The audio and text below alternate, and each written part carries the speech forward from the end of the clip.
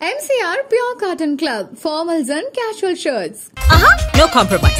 Unga side liyo, enga side liyo. It's a GT promise. GT Holidays, South India's #1 travel brand. உங்கள் தங்க நகையை விற்று உடனடி பணம் பெற மேக்ஸ் கோல்ட் கால் 04445454545. தாம் பெத்த பிள்ளை, இந்த பிள்ளைக்காகத்தான் பல பேரை எதிர்த்தாரு. கடைசியில் சூழ்நிலை இயற்கை எப்படி வந்துருச்சுன்னா, பிள்ளையே சரியில்லை வெளியே போடான்னு விரட்டி விட்டாரு. தொண்டர்கள் எல்லாம் ஐயா பகிர்ந்து இருக்கிறாங்க. அதில் எந்த வேணா மாட்டு கருத்தும் இல்லை. அன்புமணி ராமதாஸ்ட யார் இருக்காங்கன்னா கட்சியுடைய பொறுப்பாளர்கள் இருக்காங்களே தவிர மக்கள் இல்லை, தொண்டன் இல்லை. பொறுப்பாளர் இருப்பாங்களே, பொறுப்பு மேலே போட்டு வச்சிருந்தாங்களே இந்த மாவட்ட செயலர், அவங்க தான் அவங்க இருக்கிறாங்க.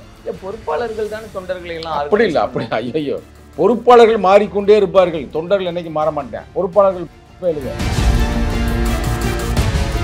ஆரம்பத்தில் என்ன சொல்றாருன்னா, என் குடும்பத்திலிருந்து யாருமே கட்சிக்கு வரமாட்டாங்க சொன்னாரா சொல்லையா? இப்போ அதெல்லாம் மீறின அன்புமணிக்கு ஒரு பொறுப்பை கொடுத்தாரு. இன்னைக்கு அவரே சொல்றாரு, என்னைக்கு அவருடைய கருத்துக்கள் எல்லாம் மீறி இவருக்கு பொறுப்பு கொடுத்தோன்னா அன்னையிலேருந்து கட்சியை விலகமாக போயிடுச்சு. வேறு ஏதோ ஒரு நட்பு ரீதியாக ஒரு அம்மாட்ட ஒரு பழக்கத்தில் இருந்திருக்கிறாங்க. அதில் ஒரு போட்டோ எடுத்துருக்கிறாங்க. அந்த போட்டோவை சோசியல் மீடியாவில் வெளியிட்டதை இவர் தான் பண்ணுறாங்க. இப்போ ஒரு காலத்தில் மக்கள் நல கூட்டணி ஒன்று இருந்துச்சு, ஞாபகம் இருக்கா? அந்த மக்கள் நல கூட்டணி மட்டும் உருவாகாமல் இருந்திருந்தால் டாக்டர் கலைஞர் மு கருணாநிதி ஐயா அந்த காலத்திலேயே சிஎம் ஆயிருப்பார். இதான் அங்கே கொடுத்த ரிப்போர்ட். ஆனால் அந்த நேரத்தில் மக்கள் நல கூட்டணி ஒன்று உதயமாச்சு. அந்த இன்னொரு மக்கள் நல கூட்டணி தான் நிகழ்காலத்தில் விஜய். ஒரு சனிக்கிழமையா போறாரு, ஏற்கனவே அவர் கேள்வி பண்றாங்க. அவர் இந்த லீவு நாளில் தான் பார்ப்பாரு மக்களை அப்படின்ற மாதிரி. திருப்பி சனிக்கிழமை தான் மக்கள் வேலைக்கு இருப்பாங்க இல்லையா? அவருக்கு ஏதோ சனிக்கிழமையில போனால் நல்லது சனீஸ்வரன் சொன்னாரா? ஏற்கனவே சோசியம் பார்த்தேன், எல்லா வேலையும் செய்வாராம். சனி பகவான் உச்சத்தில் இருக்கிறாரு. இந்த நேரத்தில் நீ சனிக்கிழமையா போ அப்படின்னு கூட சொல்லியிருக்கலாம். நான் உண்மையிலே எனக்கு விஜய் மேலாம் ஒரு மரியாதை இருந்துச்சுங்க. நல்லாருன்னு அங்கே போயிட்டு அங்கிள் நான் என்னங்க ஒரு பேச்சு இல்லையாங்க. நான் உனக்கு ஓப்பனாக கேட்குறேன். இப்போ நீ அங்கிள் சொல்கிற ஸ்டாலினை, அவர் இப்போ அமைதியாக இருக்காரு. உனக்கு தைரியம் இருந்திருந்தா இப்போ கூட அந்த அம்மா இல்லைதான், அம்மா நம்மள சொல்கிறேன் ஆன்ட்டின்னு சொல்ல முடியுமா? அந்த அம்மா இருக்கிற பட்சத்தில் வாயிலே குத்திருக்கு. 13ஆம் தேதியை இளையராஜா அவர்களுக்கான ஒரு நிகழ்ச்சி அப்படின்றத அங்க அறிவிக்கிறாங்க. அதே போல உதயநிதி ஸ்டாலின் அவர்கள் உடன்பிறப்புகளை சந்திக்கிறார் அப்படின்ற நிகழ்ச்சிகள்லாம் அடுத்தடுத்து அவங்க போடுறாங்க. அப்படிங்கும்போது நிறைய விமர்சகர்கள் தவறு இல்ல சொல்ற விமர்சனம் பார்வையே தவறு. இசைஞானி இளையராஜாவுக்கு நான் நிகழ்ச்சி நடத்துவோம், அரசாங்க நிகழ்ச்சி நடத்துவோம்னு அப்பே சொல்லிட்டாங்க, சொல்லி ரொம்ப நாளாச்சு. அதே மாதிரி அவருடைய உதயநிதி ஸ்டாலின் 13ஆம் தேதி நடத்துவோம்னு முன்னாடி சொல்லியிருந்தாங்களா? நானும் சொல்லல, ஆனா நடத்துவோம்னு சொல்லியிருந்தாங்க. அப்ப அவங்க நடத்தி இருக்காங்க. அவங்க முன்னாடி நிறைய பேர் இந்த விமர்சகர்கள் எல்லாம் பேசும்போது பொருத்தி பாக்குறேன், நீங்க தானே சொன்னீங்க அப்படியே பொருத்தி பார்க்கணும். அப்ப 13ஆம் தேதியே வைக்கிறதுக்கான நோக்கம் என்ன? 13ஆம் தேதி ஏற்கனவே திட்டமிட்ட நாளில் ஏன் இவர் நடத்திருக்க கூடாது? எப்படி பாருங்க, மக்களுக்கு ஏதாவது நல்லது செய்வோம் அப்படின்னு வந்தாருன்னா அவர் யாரும் தடுக்க முடியாது, பிரதர். ஆனால் நீ ஒரு நயவஞ்சகமாக நம்ம ஏதாவது பண்ணலாம், அதை பண்ணலாம், இதை பண்ணலாம், அதுக்காக நம்ம அப்படி பண்ணலாம் வந்தால் மக்கள் வாய்ப்பு தரமாட்டாங்க. வணக்கம். வணக்கம். பாட்டாளி மக்கள் கட்சி இந்த கூட்டணிக்குள் வந்தா, அதாவது நாங்கள் இருக்கக்கூடிய கூட்டணிக்குள் வந்தா நாங்கள் விலகிக்குவோம் அப்படின்றது உங்களுடைய நிலைப்பாடா இருக்கு. ஆனால் இப்போ இருக்கக்கூடிய சூழல் அப்படின்னு பார்க்கும்போது பாட்டாளி மக்கள் கட்சியில் என்ன நிலவரம் அப்படின்றதெல்லாம் நீங்களும் பார்த்துக்கிட்டு இருக்கீங்க, கவனிச்சுக்கிட்டு இருக்கீங்க. இன்னைக்கு அவங்களுடைய கட்சியில மூத்தவர் எடுத்திருக்கக்கூடிய முடிவு அப்படின்றதையும் நம்ம பார்க்குறோம். உங்களுடைய கண்ணோட்டத்தில் எப்படி இருக்கு இந்த நிகழ்வுகள் அப்படின்றது? அதான் நீங்க ஆரம்பமே ஒரு எத்திக்ஸோட கேட்டீங்க கேள்வியை. எங்க தலைவருடைய அந்த கோட்பாடோட கேட்டீங்க. எங்க தலைவர் என்ன சொல்லியிருக்காருன்னா, இன்னைக்கு நேரத்தில் ஆரம்பத்திலிருந்து சொன்னதை, சாதியவாதிகள் மதவாதிகளிடம் கூட்டணி இல்லை. சாதியவாதினா யார் அப்படின்னு உங்களை மாதிரி நிறைய கேட்கும்போது பாமகவே, மதவாதி யாரு? பிஜேபி தான். அப்போ வன்னிய தோழர்களை, பாட்டாளி வர்க்கத்தை அங்கிருந்து மீட்டு எடுக்கணும். பாமகவில் இருந்து அப்படி மீட்டெடுத்து வந்தவர் எஸ் பாலாஜி போன்ற அரும்பெரும் பல தோழர்கள் இருக்கிறாங்க. அதே மாதிரி அங்கிருந்து இந்துக்களை மீட்டெடுக்க வேண்டும், எங்க இருந்து? பிஜேபியில இருந்து. இப்படி நாங்கள் களமாடி கொண்டிருக்கிறோம். இந்த காலகட்டத்தில் இப்போ ஐயா கட்சிக்கு எங்களுக்கு நிறைய முரண்கள் இருந்துச்சு, நிறைய பிரச்சனை. ஆரம்பத்தில் எங்கள் மதுரை மாவட்டம் மேலூரில் தான் அவருக்கு தமிழ் குடிதாங்கின்னு பட்டம் கொடுத்தோம். அதே நேரத்தில் அம்பேத்கர் சுடர் விருது கொடுத்தோம். இருந்தாலும் அதுக்கு அடுத்து இவர் ஆர்எஸ்எஸ் கோட்பாடுகளை உள்வாங்கி இவர் என்ன பண்ணிட்டாருன்னா, எப்படி அவர்கள் இஸ்லாமியருக்கு ஒரு எதிர்ப்பாக ஒரு வெறுப்பு அரசியல் செய்வார்களோ அதை போலவே இவர் தலித்துக்களுக்கு ஒரு வெறுப்பு அரசியல் செய்தார். அது எல்லாம் உங்களுக்கு தெரியும். டிஷர்ட்டு, ஜீன்ஸு, கூலிங் கிளாஸ், நாடக காதல் அப்படின்னு பண்ணார். அது பிளாப் ஆகி போச்சு. அன்னைக்கு ஆரம்பித்த தோல்வி தொடர் தோல்வியில் இன்னைக்கு கட்சியை ரெண்டாக பிளந்து விட்டது. சொந்த மகன், தாம் பெத்த பிள்ளை, இந்த பிள்ளைக்காகத்தான் பல பேரை எதிர்த்தார். இன்னைக்கு கடைசியில் சூழ்நிலை வந்து இயற்கை வந்து எப்படி வந்துருச்சுன்னா, பிள்ளையே சரியில்லை வெளியே போடான்னு விரட்டி விட்டார். இதை பார்த்து மற்றவங்க மகிழ்ச்சி கூட அடையலாம், எதிராளிகள். நாங்கள் அப்படி நினைக்கல, அப்படி இருக்கக்கூடாது. 2 பேரும் ஒற்றுமையாக இருக்க வேண்டும். எங்கள் தலைவர்கிட்ட பேட்டி கேட்கும்போது இது குடும்ப பிரச்சனை, இது கட்சி பிரச்சனை இல்லை, சுமூகமாக போங்க அப்படின்னு தான் சொன்னார். ஆனால் அவங்க ஏன் சுமூகமாக போகவில்லை என்று நமக்கு தெரியவில்லை. இந்த நேரத்தில் எங்கள் தலைவரோ இல்லை நாங்களோ ஏதாவது கருத்து சொன்னோம்னா அது ஏதோ நக்கல் பண்ணுறாங்க, கேலி பண்ணுறாங்க அப்படின்னு நினைப்பாங்க. எங்களுக்கு அதில் உடன்பாடு இல்லை. ஐயா அவர்கள் இந்த கடைசி காலகட்டத்தில் ஐயாவுடைய தலைமையில் தான் அவங்க இயங்கணும், அதில் மாற்று கருத்து இல்லை. ஏன்னா 1000 நேரம் இருந்தாலும் அந்த கட்சியை உருவாக்குனவர் ஐயா டாக்டர் ராமதாஸ், எந்த மாற்று கருத்தும் இல்லை. ஒரு காலத்தில் எங்களுக்கு எதிர்ப்பு அரசு செய்தாலும் கூட இன்னைக்கு வந்து அவர் மனநிலையில் பெரிய மாற்றம் வந்து விடுதலை சிறுத்தையில் ஒரு நல்ல கட்சின்றார். ஒரு காலத்தில் என்ன சொன்னார், எங்கள் கொடியை பார்த்தாலே எனக்கு வெறுப்பாக இருக்குன்னு பேட்டி கொடுத்தவர் இன்னைக்கு விடுதலை சிறுத்தையில் ஒரு நல்ல கட்சின்னு சொல்கின்ற அளவிற்கு அவருடைய வாழ்க்கையில் பெரிய மாற்றம் உருவாகி இருக்கிறது. இந்த காலகட்டத்தில் நாங்களாம் ஐயாவை பற்றி புரிந்து கொள்கிறோம். ஆனால் அவர் சொந்த பிள்ளை வந்து புரிந்து கொள்ள மாட்டேது. என்ன கொடுமை பண்ணுறாருன்னு தெரியல. சில பேர் அவர் அடிக்கிறாருன்றாங்க, சில பேர் பல மாதிரி சொல்கிறாங்க. நம்ம இதில் தமிழ் என்ன சொல்ல, தாயை சிறந்த கோயிலும் இல்லை, தந்தை சொல்மிக்க மந்திரம் இல்லை. தாயே வந்து எதை பாட்டிலை விட்டு எரிஞ்சாருன்னு அவரே தான் சொல்கிறாரு. என் பேச்சையும் கேட்க மாட்டேன்னு சொல்கிறாரு. இந்த நேரத்தில் வந்து அவர் சண்டை போடாமல் இணைந்து இருப்பதே நல்லது. ஆனால் ஒரு பக்கம் அன்புமணி ராமதாஸ் அவர்கள் வந்து ஒரு பயணத்தை அவர் தொடர்ச்சியாக முன்னெடுத்துக்கிட்டே இருக்காரு, அவர் அரசியல் படுத்திக்கிட்டே இருக்காரு தொடர்ந்து அப்படின்னு. அந்த நிகழ்வெல்லாம் எப்படி பார்க்குறீங்க? ஏன்னா இது ஒரு குடும்ப பிரச்சனை அந்த மாதிரி ஒரு ஆங்கிளையும் பார்க்கலாம், இல்லை அரசியல் அப்படின்றது கடந்து கூட இப்போ இந்த சூழ்நிலைக்கு ஒரு பாட்டாளி மக்கள் கட்சி இது இப்படி ஒரு குழப்பம் அப்படின்னா இது தேர்தல் எப்படி எதிரொலிக்கும் அந்த கணக்கு அப்படின்றதெல்லாம். அதாவது எப்படின்னா, தொண்டர்கள் எல்லாம் ஐயா பக்கத்து தான் இருக்கிறாங்க, அதில் எந்த வேணா மாற்று கருத்தும் இல்லை. கட்சியோட தொண்டர் இருப்பாங்க பாருங்க, அவங்க பூரா ராமதாஸ் ஐயா வந்து அவங்க தெய்வமாக தான் பார்க்குறாங்க. இதில் நம்ம சும்மா எதிராளின்றாலும் நம்ம குறைத்து மதிப்பிட முடியாது. ஆனால் அவருடைய அன்பு மகன் அன்புமணிகிட்ட வந்து பேரே அன்புன்னு வச்சுட்டார். அன்புமணி ராமதாஸ்கிட்ட வந்து யார் இருக்காங்கன்னா கட்சியுடைய பொறுப்பாளர்கள் இருக்காங்களே தவிர மக்கள் இல்லை, தொண்டன் இல்லை. பொறுப்பாளர் இருப்பாங்களே, பொறுப்பு மேலே போட்டு வச்சுருந்தாங்களே இந்த மாவட்ட செயலர், இந்த அவங்க தான் அவங்க இருக்கிறாங்க.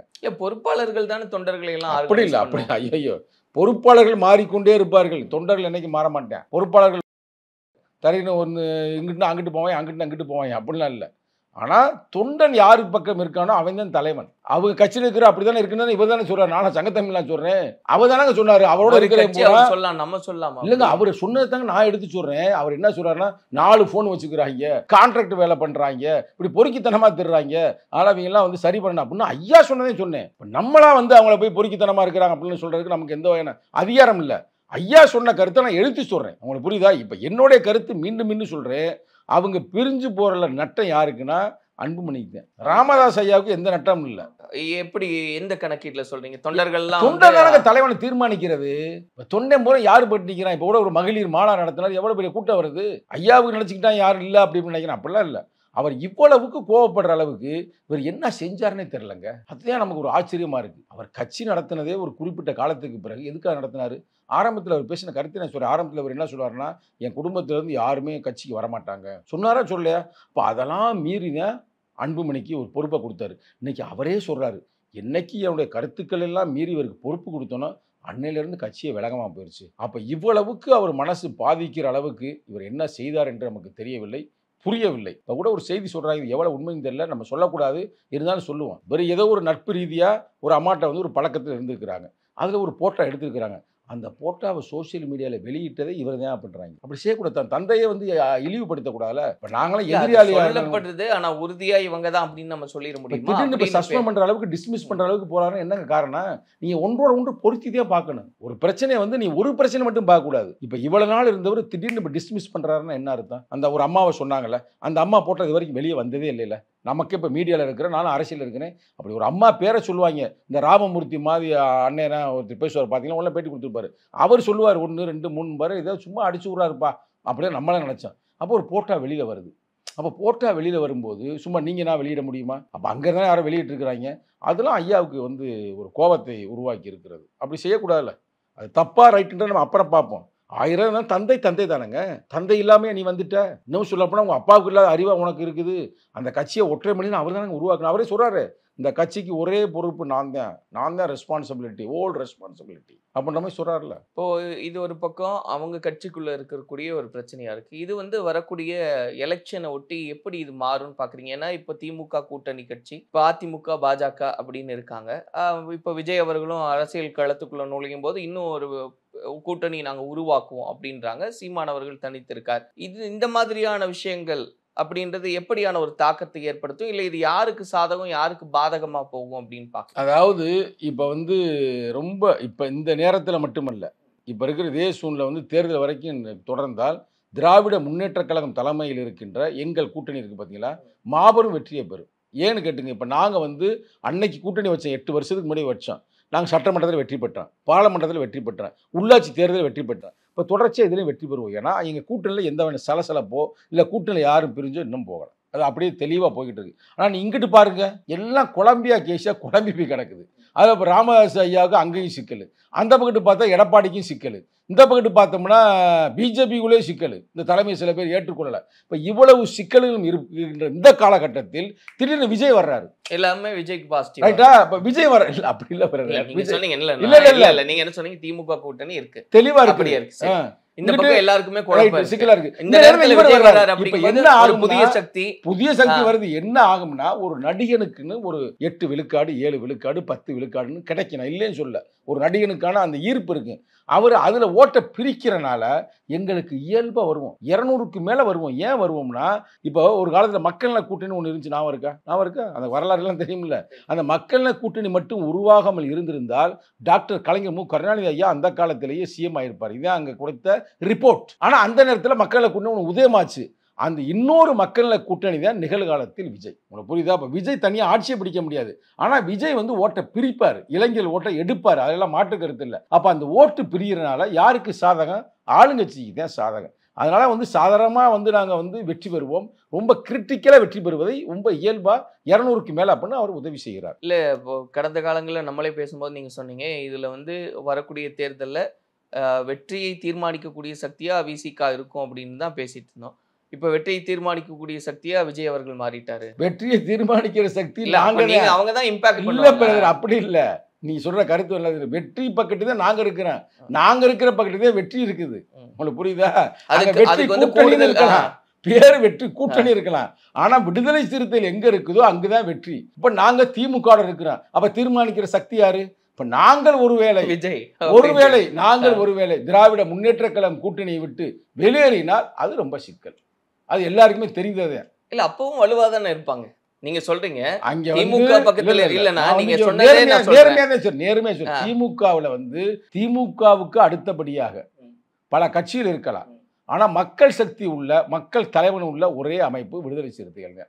இப்ப நாங்க அங்க இல்ல அப்படின்னா அங்க இருக்கிற ஸ்டோரியே வேற. ரைட்டா? இல்ல, நீங்க சொன்னீங்க இப்ப அதே சினாரியோ நடக்காது. இல்லனா நடந்தா நீங்க சொன்ன மாதிரி திமுக கூட்டணி அப்படியே இருக்கு, அங்க எந்த சலசலப்பும் கிடையாது, மற்ற பக்கம்லாம் பிரச்சனை இருக்கு, விஜய் அவர்கள் வருகை ஒரு பக்கம் இருக்கு அப்படின்னாலும் அது ஒரு இம்பாக்ட் கிரியேட் பண்ணும். அது இந்த பக்கம் அதே அளவுல இருக்கிற ஒரு இடத்துல இருந்து விசிகா வெளியே வந்துருச்சுன்னா திமுக கூட்டணி தோத்துரும். அதாவது வெளியே வருவதற்கான தேவையில்லை. வந்தால் அது இயற்கை தானே. எது இயற்கை தான் நீங்க சொல்றது? திமுக கூட்டணி தோத்துரும், அதாங்க இயற்கை. அதாவது நாங்க எந்த பக்கத்து இருக்கோமோ அந்த பக்கத்து வெற்றி என்பது. விஜய் அவர்கள் பக்கம் போயிட்டா திமுக கூட்டணி தோத்துரும். பிரதர், நீ விஜய் பக்கத்து நாங்க போறோம் இல்ல ஏடிஎம் கேட்டு போறோம்ன்றது அப்புறம் வச்சுக்கிறோம். கரெக்டா? அதை பத்தி நான் பேச தேவையில்லை. நாங்க எந்த பக்கமோ அந்த பக்கம் வெற்றி. நாங்கள் நிகழ்காலத்தில் திமுக பக்கம். ஆமாங்க. இது என்ன நீங்க புதுசா கேட்குறீங்க இந்த கேள்வி? இன்னைக்கு தமிழ்நாட்டில் மட்டும் இல்லை பிரதர், இந்தியா முழுக்க இன்னைக்கு அம்பேத்கர் அடுத்து ஒரு பெரும் தலைவர் எங்கள் தலைவர்னு ஒரு பேரை ஒரு இமேஜ் அது கிடச்சிருக்கு. அதனால ஆர்எஸ்எஸ் கிட்ட வம்புழுக்கிறேன். ஏன் மற்ற எல்லா தலைவரை விட்டு ஏன் எங்கள் தலைவரே வம்புழுக்கிறாங்க? காரணம் இதுதான். அதே நேரத்தில் இங்கே தமிழ்நாட்டில் இஸ்லாமியருடைய ஓட்டு ஜனநாயக சக்தின்னு ஒன்று இருப்பேன். பார்த்தீங்களா? அறிவியல் சார்ந்து அவன் தலித்தா இருக்க மாட்டேன், அவன் யாராவது இருப்பேன், தலித் அல்லாத சக்தியாக இருப்பேன். பார்ப்பேன் திருமாவளவனுடைய அரசியல் நகர்வு, அவர் பேசுகிற ஸ்டைலு, அவருடைய அணுகுமுறைகள் எல்லாம் சிறப்பாக இருக்குப்பா. உண்மையிலே எவ்வளவு சிக்கல் இருந்தாலும் மக்களுக்காக போராடுறாருப்பா அப்படின்ற ஒரு பரவலான ஒரு இது இருக்குது, எங்கள் மேலே நல்ல இமேஜ் இருக்குது. இப்போ நாங்களே திமுக விட்டு வெளியேறினோம்னா ஓகே, அங்கே ஏதோ ஒரு பிரச்சனை, அங்கே ஏதோ முஸ்லீமுக்கு பாதுகாப்பு இல்லை, அப்போ தலித்துக்கு பாதுகாப்பு இல்லை அப்படின்ற ஒரு சிக்கல் உருவாகும். அதனால் நாங்கள் அந்த அளவுக்கு போகிற அளவுக்கு அவங்க தவறுகள் செய்யலை. இப்போ நீங்கள் பார்த்தீங்கன்னா தெரியும், இப்போ நேற்று அம்பேத்கர் சிலையை திறக்கிறது எங்கள் தலைவர்னா கூப்பிடுறாங்க. இப்போ தொடர்ந்து இப்போ என்ன சொல்கிறாங்க, பள்ளிக்கூடங்கள்லாம் சாதி கொடுமைகள் இருக்கக்கூடாதுன்னு இப்போ நேற்று அறிக்கை வருதில்ல. இப்போ நாங்கள் இதே மாதிரி சாதிய வன்கொடுமைகளை உருவாக்கக்கூடிய ஆணவ படுகொலை தடுப்பதற்கு சிறப்பு சட்டத்தை உருவாக்கு, அதே மாதிரி எங்களுக்கான அந்த பட்ஜெட்டு சப்ளான் அதை உருவாக்கு, அதே மாதிரி பஞ்சம் இளங்களை மீட்டெடு அப்படின்னு நாங்கள் தொடர்ந்து இப்போ கோரிக்கைகளை வைக்க போகிறோம். அப்போ நாங்கள் அதுக்கு வெளியில் போகணும் தேவையில்லை. இல்லை, எங்களுடைய பிரச்சனையை தீர்ப்பதற்கு தளபதி ஸ்டாலின் தெளிவாக இருக்கிறார். அப்போ அது சிறப்பான வெற்றி கூட்டணிங்க. ஆனால் வந்து நாங்கள் தான் தீர்மானிக்கின்ற சக்தி. ஸோ அப்போ வரக்கூடிய தேர்தல் இதே நிலைமை நீடித்தால் நீடிக்கும். ஓகே, நீடிக்கும். நீடிக்கும். விஜய் அவர்கள் திருச்சியில வந்து இந்த பிரச்சாரத்தை வந்து ஆரம்பிக்கிறாரு. வெறும் சனிக்கிழமையா போறாரு. ஏற்கனவே அவர் கேள்வி பண்றாங்க. இவர் வந்து இந்த லீவு நாள்ல தான் வந்து பாப்பாரு மக்களை அப்படின்ற மாதிரி திருப்பி அதுக்காக சனிக்கிழமை தான் மக்கள் வெளியே இருப்பாங்க இல்லையா? ஒரு மக்களை வந்து தலைவன் வர்றாரு இருந்தா மக்கள் எப்பவுமே வருவேன். அவனுக்கு ஒன்றும் பிரச்சனை இல்லை. சனியா ஞாயிறான்றான் இல்லை. அவருக்கு ஏதோ சனிக்கிழமையில போனால் நல்லது சனீஸ்வரன் சொன்னாரா? ஏற்கனவே சோசியம் பார்த்தேன், எல்லா வேலையும் செய்வாராம். சனி பகவான் வந்து உச்சத்தில் இருக்கிறாரு. இந்த நேரத்தில் வந்து நீ சனிக்கிழமையா போ அப்படின்னு கூட சொல்லியிருக்கலாம். அது எது எப்படியோ மக்களை சந்திப்பை நாங்கள் வரவேற்கிறோம், பாராட்டுகிறோம். மக்களை சந்தியுங்கள். ஒரு சினிமா நடிகனாக இல்லாமல் உண்மையான ஒரு அரசியல் தலைவனாக போராடுங்கள், பாடுபடுங்கள். ஆனால் நீங்கள் பக்கத்திலே வந்து ஒருத்தர் உயரமான ஒரு தம்பியை வச்சிருக்கிறீங்க, ஒரு குண்டான ஒரு அண்ணனை வச்சிருக்கிறீங்க. இதெல்லாம் உங்களை போய் ஆமாம் நம்மகிட்ட நாங்கள் தானே விரட்டி விட்டோம் ஆள் சரிப்படாருன்னு உங்களை கவுத்துறாம. விஜய் நல்ல மனிதர் தான் சொல்கிறாங்க. நம்ம கேள்விப்பட்ட வரைக்கும் விஜய் நல்லா ஆளுப்பா அப்படின்றாங்க. இவங்க போய் கவுத்து விட்டியது தேவையில்ல வம்ப. ஏங்க அந்த மேடையிலே தெரிஞ்சாங்க. நான் உண்மையிலே எனக்கு விஜய் மேலாம் ஒரு மரியாதை இருந்துச்சுங்க நல்லாருன்னு. அங்கே போயிட்டு அங்கிள் அங்கிள்னா அது என்னங்க தனமான பேச்சு இல்லையாங்க? நான் உனக்கு ஓப்பனாக கேட்குறேன். இப்போ நீ அங்கிள் அங்கிள்னு சொல்கிற ஸ்டாலினை, அவர் இப்போ அமைதியாக இருக்காரு. உனக்கு தைரியம் இருந்திருந்தா இப்போ கூட அந்த அம்மா இல்லைதான் அம்மா அம்மா நம்மளாம் சொல்கிறோம். ஆன்ட்டின்னு சொல்ல முடியுமா? சொல்ல முடியுமா? அந்த அம்மா இருக்கிற பட்சத்தில் தான் வாயிலே குத்திருங்க. கரெக்டாக? அப்போ அதனால் ஒருத்தர் அமைதியாக இருக்காரு அப்படின்றக்காக, ஒரு நேர்மையாக இருக்கான்றக்காக ஒரு நக்கல் பண்ணக்கூடாது. நீ அரசியலில் போய் இந்த குற்றங்கள் இருக்கிறது ஆளுங்கட்சிட்ட, இதெல்லாம் அவங்க சரி செய்யணும் அப்படின்னா அரசியலாக பேசியிருக்கணும். போய் பஞ்சு டைலாக் பேசுகிற மாதிரி பேசினா அதுலேருந்து நமக்கு அவர் மேலே ஒரு இமேஜ் இல்லாமல் போயிடுச்சு. என்ன அப்படி பண்ணுறாரு? இல்லை, நீங்கள் அப்படி சொல்கிறீங்க. ஓகே, அவர் அப்படி பேசுறது பற்றி விமர்சனம்லாம் இருக்குது. ஆனால் இதெல்லாம் கடந்து கூட நீங்கள் திமுக கூட்டணி நாங்கள் வலிமையாக இருக்கோம், நாங்கள் இருக்கிற பக்கம் வச்சு இருக்குது அப்படின்னு சொல்லும்போது கூட விஜய் அவர்களுடைய மாநாடாக இருக்கட்டும் இல்ல சுற்றுப்பயணமா இருக்கட்டும், எங்க வாய் திறந்தாலும் ஒரே தடை தடை தடை. இல்ல அது தடை, அத உடை. அதுல வந்து அதை உடைக்கிறேன்னு தான் அவங்க சொல்றாங்க. இல்ல எங்க தலைவரே சொல்றாங்க. தலைவர் அன்னைக்கு ஏர்போர்ட்ல கேக்குறாங்கல்ல என்னங்க அப்படி தடையை கொடுக்குறாங்க அப்படின்னா அதுல தவறுன்ட்டார்ல. நானே இப்ப சொல்றேன்ல இளைஞர் நீ சொல்லு. இல்ல அது எப்படி பாக்குறீங்க நீங்க? சொல்றீங்க அதனால வந்து பெரிய லாபம் அப்படின்றது இப்ப விஜய் அவர்களுடைய வருகை இல்லங்க. அது வந்து திமுக அரசாங்கம் செய்யல, தளபதி ஸ்டாலின் செய்யல, இங்க இருக்கிற போலீஸ் செய்யுது. நான் திருப்பி சொல்ல போலீஸ் என்ன நீ வாட்டுக்கு வந்து போலீஸ் யார் கண்ட்ரோல்ல இருக்கு? போலீஸ் யார் கண்ட்ரோல் இருக்குன்னு அப்புறம் பாப்பா. அது நீதிமன்றம் ஏற்கனவே சொல்லிருச்சுன்னா அரசாங்கம் ஒரு லைன்ல போகுது, அதிகாரிகள் இன்னொரு லைன்ல போறாங்க அப்படின்னு நீதிமன்றமே. அது நீங்க அப்புறம் என்ன ஏத்துக்கிறாம எவ்வளவு பேசிக்கிட்டு இருக்கிறேன். இப்ப நாங்களாம் ஆணவ படுகொலை, அது ஒரு பக்கம் இருக்கு, ஒரு பக்கம் இருக்கு. இன்னும் நீங்க குறிப்பிட்டு 13ஆம் தேதியை வந்து இளையராஜா அவர்களுக்கான ஒரு நிகழ்ச்சி அப்படின்றத வந்து அங்க அறிவிக்கிறாங்க. அதே போல உதயநிதி ஸ்டாலின் அவர்கள் வந்து உடன்பிறப்புகளை சந்திக்கிறார் அப்படின்ற நிகழ்ச்சிகள் எல்லாம் அடுத்தடுத்து அவங்க போடுறாங்க. அப்படிங்கும்போது நிறைய விமர்சகர்கள் தவறு இல்ல சொல்ற விமர்சனம் பார்வையே தவறு. இசைஞானி இளையராஜாவுக்கு நான் நிகழ்ச்சி நடத்துவோம், அரசாங்க நிகழ்ச்சி நடத்துவோம்னு அப்பே சொல்லிட்டாங்க. சொல்லி ரொம்ப நாளாச்சு. அதே மாதிரி அவருடைய உதயநிதி ஸ்டாலின் வந்து 13ஆம் தேதி நடத்துவோம்னு முன்னாடி சொல்லியிருந்தாங்களா? நானும் சொல்லல, ஆனா நடத்துவோம்னு சொல்லியிருந்தாங்க. நடத்துவோம்னு சொல்லி அப்ப அவங்க நடத்தி இருக்காங்க. அவங்க முன்னாடி நிறைய பேர் இந்த விமர்சகர்கள் எல்லாம் பேசும்போது பொருத்தி பாக்குறேன். நீங்க தானே சொன்னீங்க அப்படியே பொருத்தி பார்க்கணும். அப்ப 13ஆம் தேதியே வைக்கிறதுக்கான நோக்கம் என்ன? 13ஆம் தேதி ஏற்கனவே திட்டமிட்ட நாளில் ஏன் இவர் நடத்திருக்க கூடாது? எப்படி பாருங்க, 13ஆம் தேதி நடத்த போறாருன்னு எப்படி லீக் அவுட் ஆயிருக்கும்ல இசைஞானி இளையராஜாவுக்கு. அதே நாள் நம்ம வைக்கலாம் அப்படின்னு போயிருக்கலாம். இல்லை 13ஆம் தேதி ஏதோ ஒரு நல்ல நாள் என்னன்னு தெரியல, அன்னைக்கு 2 பேரும் பெறப்படலாம். அதனால் நம்ம அதெல்லாம் ஒரு பெருசாக நம்ம எடுக்கணும்னு தேவையில்ல. இருந்தாலும் நீங்கள் பில்டப் பண்ணுற அளவுக்கு விஜய் ஒருத்தர் இல்லை. நான் அதை சொல்கிறேன். இப்போ அளவுக்கு பில்டப் பண்ணி அப்புறம் அவ்வளவு தடைகள் வருது. இந்த இடத்துல அவங்க அனுமதி கேட்குறாங்க, அந்த இடத்துல அனுமதி வேண்டாம். 28 சினிமா மோகத்தில் திருறான் தமிழை, சரிங்களா? அவன் போவேன். அதுதான் ஒரு எடுத்துக்காட்டுக்கு சொல்கிறேன். ஒரு வேடனுக்கு கூடின கூட்டம் மாதிரி நீ அது தப்பு பண்றீங்க. அதை வேடனுக்கு பாடகரா இல்லையா? இல்ல நல்லா திருப்பி நான் சொல்றேன். வேடன் வந்து ஒரு புரட்சிகரமான பாடகர். நீங்க வேடனையும் நீங்க வந்து விஜயும் கம்பேர் பண்ணக்கூடாது, ரைட்டா? இது சினிமா கூட்டம். ஆரம்ப காலகட்டத்தில் வெளிநாட்டுல இருந்து ஒரு விலை உயர்ந்த காரை கொண்டு வந்தாரு. அதுக்கு பணம் கட்டலை அப்படின்னு சொல்லி நீதிமன்றமே இவர் மேலே குற்றம் சுமத்துச்சு. கரெக்டாக பணத்தை போய் கட்டினார். ஆனால் யோசிக்க வேண்டிய ஒரு செய்தி. அதேமாதிரி ஒரு இடத்துக்கு ஏதோ ஒரு கல்யாணத்துக்கு போகும்போது வீட்டிலே இருந்து பிரச்சனையாக இருக்குது. மனைவி ஒரு பக்கத்து இருக்காங்க, பிள்ளை ஒரு பக்கத்து இருக்குது. இன்னொரு நடிகையோடு சேர்ந்து போனார். எல்லாம் ரெக்கார்டாக தானே இருக்குது. அப்புறம் பக்கத்தில் பிறந்த நாளைக்கு பக்கத்தில் வந்து ஒரு நாயோட கொஞ்சுறாரு. இதெல்லாம் செய்யக்கூடாது ஒரு தலைவன். அதைத்தான் நம்ம சொல்கிறோம். அப்போ இதை விட அது பயங்கரமான குற்றங்கள். இதுதான் உண்மையான பாலியல் குற்றம், ஒரு வகையான அறத்திற்கு புறம்பான குற்றம். நீ தலைவனாயிட்டேன்னா நீ விமர்சனத்தெல்லாம் வந்து கடந்து ஒரு நேர்மையாக இருக்கணும்ல. அது இல்ல இப்படியான விமர்சனங்களை எல்லாம் வைக்கிறீங்க. நீங்க சொன்ன மாதிரி டாக்ஸ் கட்டல, அதெல்லாம் அவங்க வந்து திரும்ப கட்டுறாங்க, அதெல்லாம் சரி பண்றாங்க. இவ்வளவு உயரத்துல இருக்கேன், இவ்வளவு சம்பளத்தையும் விட்டுட்டு தான் நான் அந்த இடத்துக்கு வர்றேன்னு. அவர் விட்டுட்டு தான் அந்த இடத்துக்கு வர்றாரு. அதன் பிறகும் அதையே சொல்லி இல்லை இதுதான் சொல்றது அப்படின்றது முறையா? இல்லை, நான் திருப்பி அவரை நான் குற்றவாளியாக சொல்லலை. எல்லா பேருடைய வாழ்க்கையும் நடந்திருக்கு. ஏன் சூப்பர் ஸ்டார் ரஜினிகாந்த் அவர்களே ஒரு காலத்தில் தனியாக போட்டு மதுரை ஏர்போர்ட்டில் சண்டையை போட்டார், சோடா பாட்டில் உடைச்சாருன்னு செய்தி இருக்குது.